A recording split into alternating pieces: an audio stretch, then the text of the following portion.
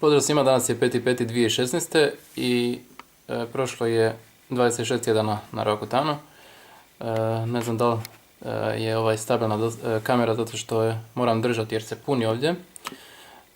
Uglavnom, mislim da su mi usnice zapravo najsuše do sada i najispucalije i lice mi je dosta suho, no nema ostalih problema, tako da je s te strane sve dobro.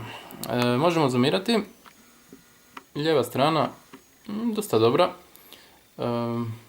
Osim ovih ožiljaka ima nešto još malo crvenilo ovdje, ali sam dosta zadovoljan i nema ni akni, šta ovo nešto zamućuje sliku. Evo, sve je dobro.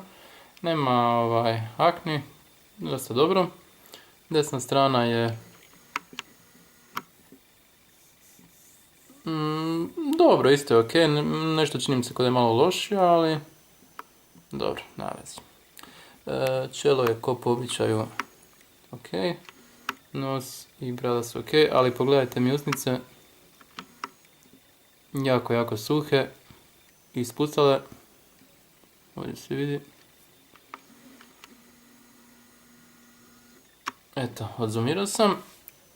Dakle, situacija je dosta dobra. Nadam se da će biti bolja u tjednima koji dolaze. I to je bilo to. Vidimo se za tjedan dana. Pozdrav.